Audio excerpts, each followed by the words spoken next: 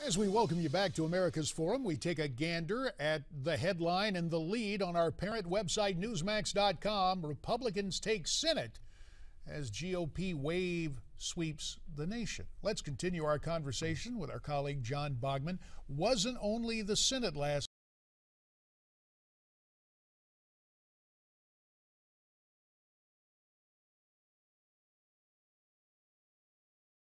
classify as perhaps the biggest surprise of the night. And not just in Maryland, also in Illinois and in Massachusetts as well. Two other states normally thought of as safe havens for Democrats going for Republicans last night. Let's also talk a little bit more about that Maryland race. Republican Larry Hogan pulled away and pulled off a huge upset against Anthony Brown there, who is the lieutenant governor, I believe, of Martin O'Malley there. So this is basically a repudiation of a quote-unquote third term for Martin O'Malley, and he comes out of this very damaged. Well, more than that, recall that Lieutenant Governor Brown's descent in the polls started after the visit of President Obama and after a stop by First Lady Michelle Obama. So even in as blue a state as Maryland, often referred to by conservatives in the area as the People's Republic of Maryland, the people weighed in remarkably for a Republican last night, and Larry Hogan will head to the governor's mansion in January there to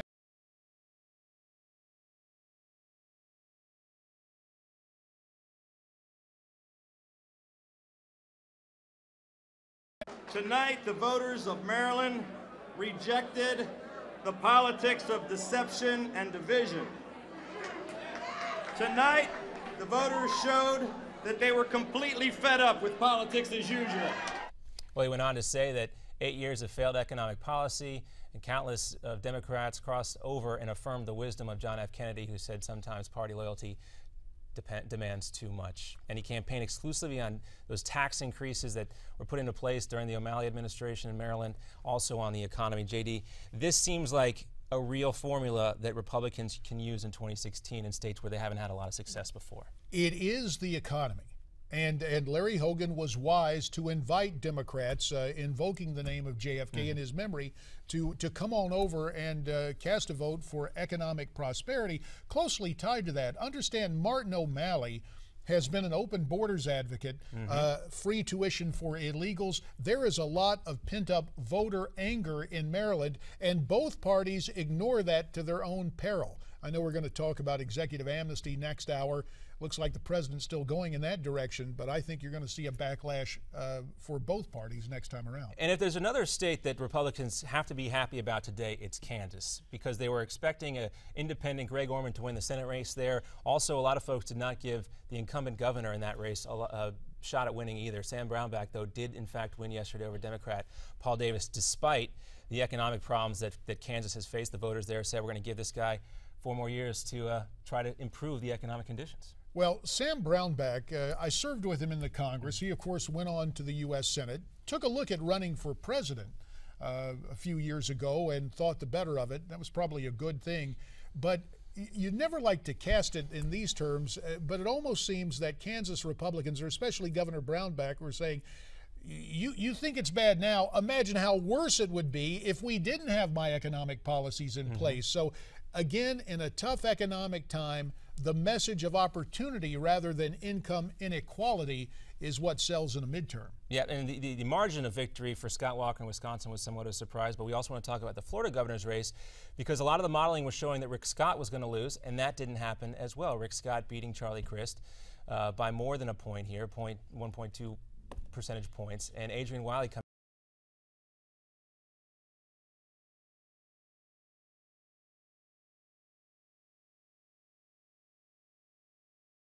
economic record, strong economic record in Florida, won that race as well. Yeah, again, the most compelling message from Rick Scott seemed to be, hey, you may not like me. I may not be a hail fellow well met, but if you got a job, it's because we brought economic opportunity to Florida. Yep, certainly interesting to see that race as well, and a good victory speech, which we had earlier on the show.